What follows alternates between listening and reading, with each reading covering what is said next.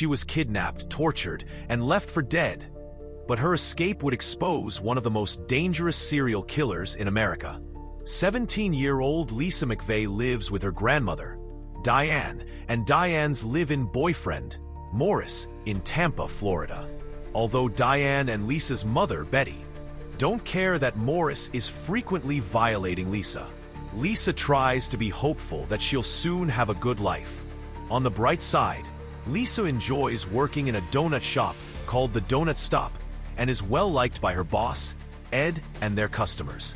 One night in November 1984, as Lisa rides her bike on her way home from work, she sees a man named Bobby Joe Long sitting in his car, which is parked on the side of the road.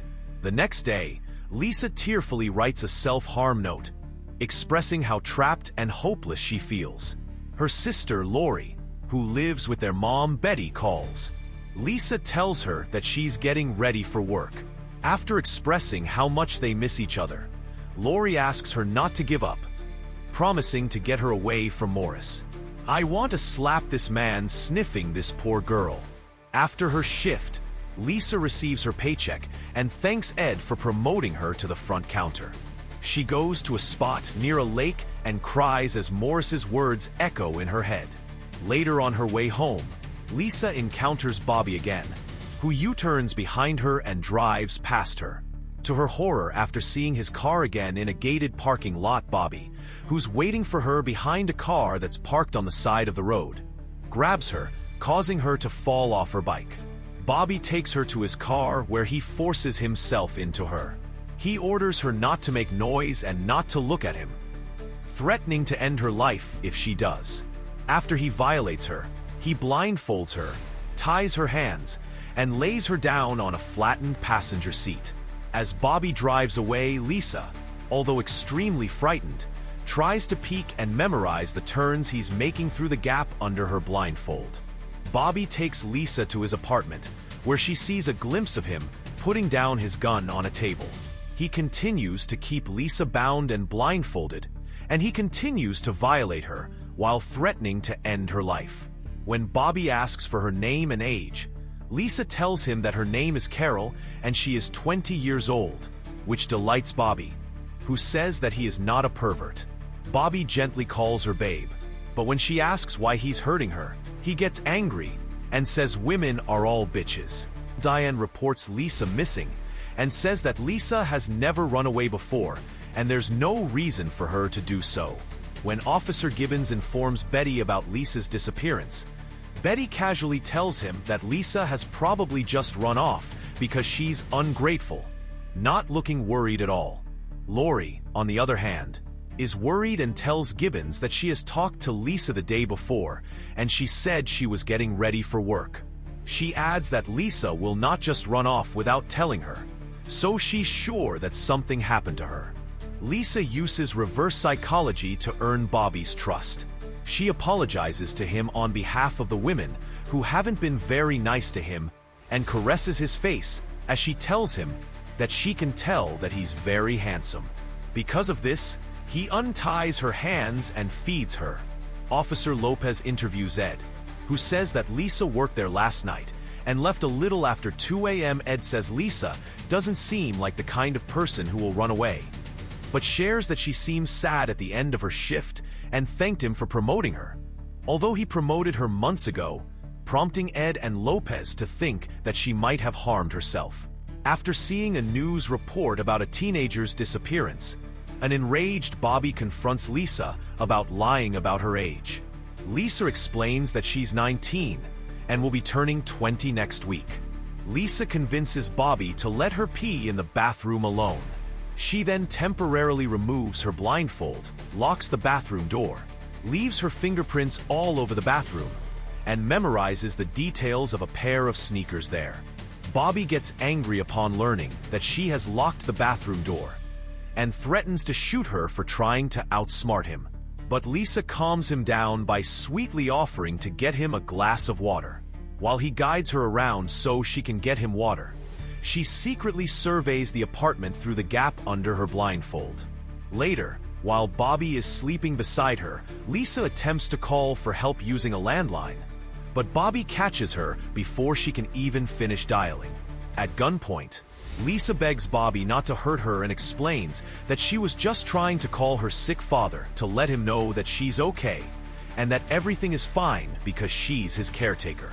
She's all he's got in the world, and she fears that something will happen to him. When she tearfully tells him that he reminds him of him because he's a good man who's underappreciated, Bobby calms down and hugs her. Later, Lisa leaves a hairpin with strands of her hair under the bed. Lisa makes their horrifying grapes seem like they're making love. She proposes to be his girlfriend under the condition that she can go home so she can take care of her father, and continues to manipulate him by saying that she knows he's a nice person and that he didn't mean to hurt her. Bobby lays his head on her chest and tells her that he likes talking to her. After hearing a news report about the ongoing hunt for the serial killer who has terrorized Tampa for the past 6 months, Bobby tells Lisa that he needs to get rid of her. He forcibly takes her to his car and drives away, saying he should have not kept her for that long. When Bobby stops for gas, Lisa attempts to exit the car, but gets caught. When he's not looking, she bites her finger and then wipes the blood on her car seat. Bobby takes Lisa to a huge tree in a secluded wooded area where he holds a gun to her head. Hearing her sobbing while saying that she doesn't want to die, Bobby lets her go and orders her to tell the cops that he's black, short, and muscular, although she was ordered to stay and keep her blindfold on for 5 minutes. Lisa takes her blindfold off as soon as she hears him driving away, and she looks up at the tree in disbelief that she's free. Lisa runs so fast that when Bobby sees her running away in his side mirror and U-turns to follow her, he loses her. Lisa bursts into Diane's house and immediately informs Diane and Morris that she was abducted and violated, but they don't believe her. Despite her horrifying condition, Diane calls Lopez to inform him that Lisa has returned safely and is making up a story about being abducted. She is then shocked when Lopez says that it's standard procedure to take Lisa in for questioning because she's a minor claiming to be a victim of a crime, which also angers Morris. After hanging up, Diane orders Lisa not to say a word about what's going on in their house. At the station, Lisa informs Lopez, Detective Russell, and Detective Castle about her ordeal. But when she says she cooperated to survive, shares extremely detailed information about Bobby's apartment and tells them she hasn't seen his face, but she can describe it because he let her touch it. They accuse her of making the story up. The frustrated Lisa angrily reiterates that she was abducted and violated and asks why nobody believes her. Meanwhile, Lieutenant Dutton expresses his frustration about having no progress with her serial killer hunt to the task force, which includes Sergeant Pinkerton, the head of the Sex Crimes Unit. After the meeting, Russell informs Pinkerton about Lisa, who has stopped talking to them. When he asked why she doesn't believe Lisa, she says Lisa's details are unbelievable and they have a more important case to look into than another runaway. Pinkerton assures Lisa that he believes her and promises to protect her as if she were his own daughter, which helps him gain her trust. Lisa describes the car, noting that it is black with 2 doors, features a red carpet and red bucket seats, and has the word Magnum displayed on the dashboard. She provides detailed information about Bobby's apartment and identifies her abductor as a left-handed white man. She describes him as having sneakers with a kangaroo logo, a thin mustache, stubble on his cheeks, hair that falls in front of his forehead, and eyes that are close together. Pinkerton tells Russell that Lisa's statements are too detailed to be lies and orders her to get Lisa examined and have her clothes taken as evidence. Meanwhile, Lori learns about Lisa's ordeal and gets upset that Betty doesn't care. Lisa works with a composite artist to have a visual on Bobby. When Pinkerton informs Lisa that Morris did not consent that she undergo hypnosis, which is necessary to make sure she's not blocking anything crucial like a street address, Lisa shares their home situation, resulting in Morris's arrest for violating a minor. Pinkerton puts Lisa under the care of Sergeant McKinley, who sets her up with their staff psychiatrist for her PTSD, and promises to reach out to her kind and loving Aunt Carol and Uncle Jim, who live in Titusville. Lisa shares with Pinkerton that she left forensic evidence everywhere because she wanted him to get caught no matter what. She adds that they left his apartment at 3:13 a.m. and they stopped for gas around 20 minutes after. After revealing more about Bobby, Lisa remembers seeing Bobby in his parked car before her abduction. Pinkerton tells Dutton that Lisa's suspect might be the serial killer they're hunting because he fits the profile and insists on sending her clothes to the FBI lab for processing. He then transfers Lisa to a safe house for minors and asks her to lay low for a while. Later, Dutton informs Pinkerton that the lab found red fibers on Lisa's clothes, which match the red triable nylon carpet fibers that have been found on all of the victims. Pinkerton informs Lisa that Bobby is the serial killer they've been looking for and asks her to retrace her steps so they can locate where Bobby lives. Despite her severe PTSD, Lisa agrees. Lisa takes Pinkerton and Detective Wolf to the parking lot where she was abducted and recalls the turns Bobby had made. Soon, Lisa spots the tree where Bobby left her, and Pinkerton informs the team that she has given them a 2 m radius. During the search, Wolf spots Bobby in his car. Wolf approaches him and tells him that his car matches the description of the armed robbery case he's assigned to and asks to search his car to rule him out. Although Bobby refuses the search, he agrees to let Wolf take a photo of him in his car.